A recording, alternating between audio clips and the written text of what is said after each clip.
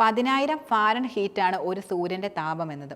അപ്പോൾ അതിൻ്റെ 7 മടങ്ങ് താപം എന്നത് യഥാർത്ഥത്തിൽ ഊഹിക്കാൻ പോലും കഴിയില്ല. പക്ഷേ അത്തരത്തിലൊരു സൂര്യനെ നിർമ്മിച്ച് ശാസ്ത്രലോകത്ത് കുതിപ്പ് നടത്തിയിരിക്കുകയാണ് ചൈന ഇപ്പോൾ.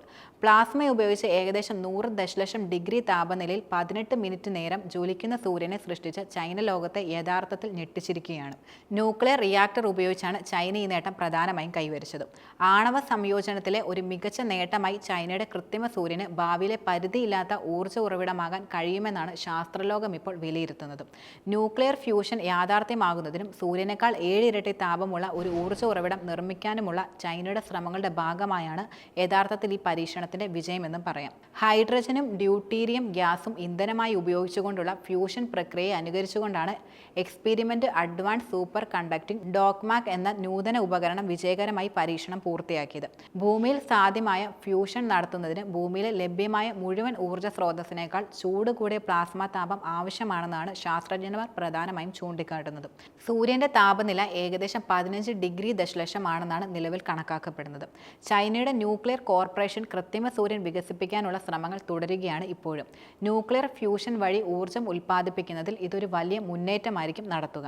കഴിഞ്ഞ വർഷം ഏപ്രിലിൽ നടത്തിയ ന്യൂക്ലിയർ ഫ്യൂഷൻ പരീക്ഷണത്തിനിടെ 100 ദശലക്ഷം ഡിഗ്രി സെൽഷ്യസ് താപനില നിലനിർത്തിയതിന് ദക്ഷിണ കൊറിയയിൽ നിന്നുള്ള ശാസ്ത്രജ്ഞർ ലോക റെക്കോർഡ് സ്വന്തമാക്കിയിരുന്നു. 48 സെക്കൻഡ് നേരത്തേക്ക് പ്ലാസ്മ ജ്വലിപ്പിച്ചാണ് അന്ന് അവർ ഈ പരീക്ഷണം പ്രധാനമായും വിജയിപ്പിച്ചത്.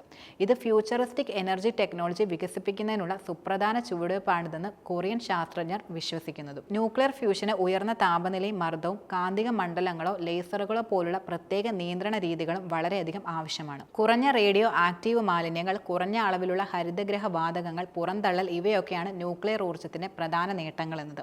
കൽക്കരി, എണ്ണ, വാതകം എന്നിവ കത്തിക്കുന്നതിനേക്കാൾ ഏകദേശം 4 ദശലക്ഷം മടങ്ങ് കൂടുതൽ ഊർജ്ജം ഇത് പുറത്തുവിടുകയും ചെയ്യുന്നുണ്ട്. മാത്രമല്ല ഇവിടെ ഊർജ്ജ ഉൽപ്പാദനത്തിന് സമ്പുഷ്ടമായ വസ്തുക്കളുടെ ആവശ്യമില്ല. ഒപ്പം അപകട സാധ്യതയും വളരെയധികം കുറവാണ്. സൂര്യന്റെ അകക്കാമ്പിൽ നടക്കുന്ന അതേ പ്രവർത്തനങ്ങൾ ന്യൂക്ലിയർ ഫ്യൂഷൻ വഴി ഭൂമിയിൽ സൃഷ്ടിക്കുക എന്നത് അത്ര എളുപ്പമായ കാര്യവുമല്ല. പക്ഷേ ചൈന അതിൽ വിജയിച്ചാൽ ലോകത്തിന് തന്നെ അത് വലിയ നേട്ടമുണ്ടാക്കുമെന്നതാണ് യാഥാർത്ഥ്യം.